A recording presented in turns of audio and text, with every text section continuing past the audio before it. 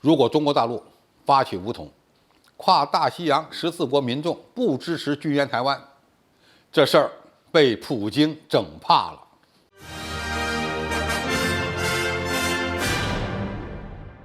观众朋友，大家好，我是傅延绍。近日，德国马歇尔基金会和贝塔斯曼基金会公布了《跨大西洋趋势2022》报告。这个报告显示，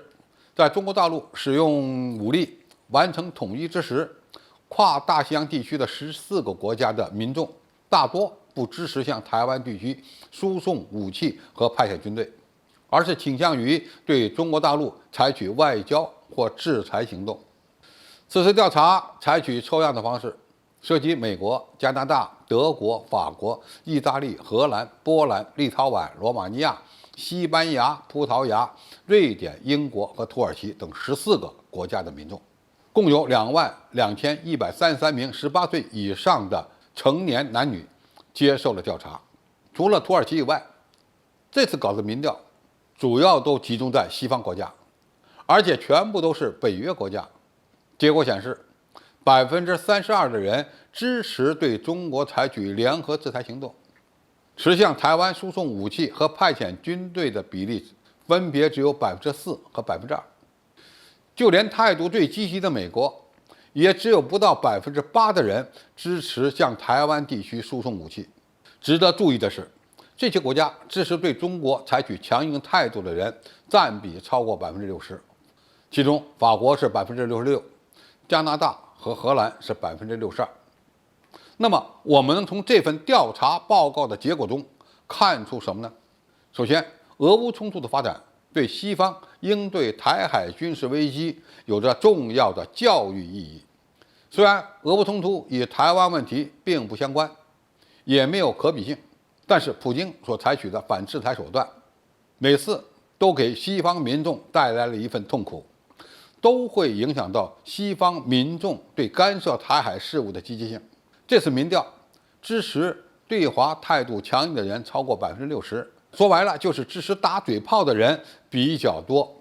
但是到了支持制裁中国时，那么就只剩下32%了，就砍掉了一半，说明他们还有一点自知之明。其中有12%的人希望自己的国家不要做出任何行动，说明还是有不少清醒的人的。第二，这次调查报告反映出西方国家对通过制裁解决军事冲突仍存在着信心。就目前的情况而言，虽然俄乌冲突让整个欧洲的经济遭受到了重创，甚至冬天取暖都会遭遇困难，但是西方民众仍然认为制裁是解决军事冲突的最有效手段，说明他们仍有信心继续与俄罗斯对耗下去。但是，制裁俄罗斯与制裁中国是完全不同的概念。不要说西方国家在中国也有着庞大的资产，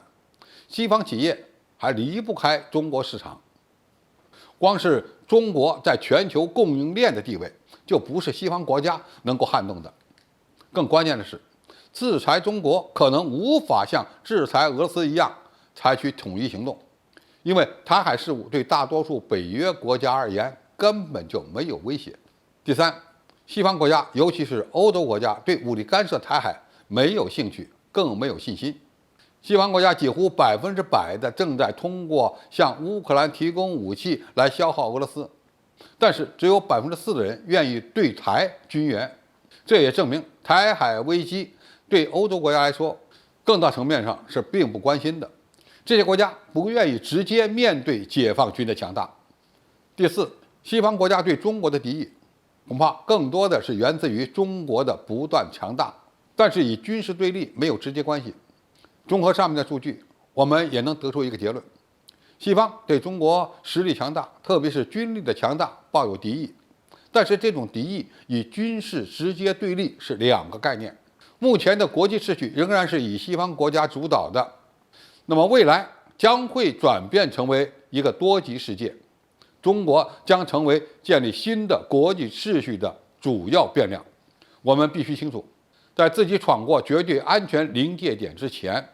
会让西方国家的民众不自在。等中国真正成为全球第一之后，那么一切问题都将迎刃而解。总体来看，在俄乌冲突的背景下，俄罗斯在与西方展开的较量，将直接影响到西方国家民众干涉台海事务的意愿。普京表现得越强势，西方未来干涉台海事务的意愿就会越低。当然，真正决定台湾问题解决方式的只有中国大陆，任何国家干涉的后果都会非常严重。好，今天评述就到这里，谢谢大家收看，我们下期再见。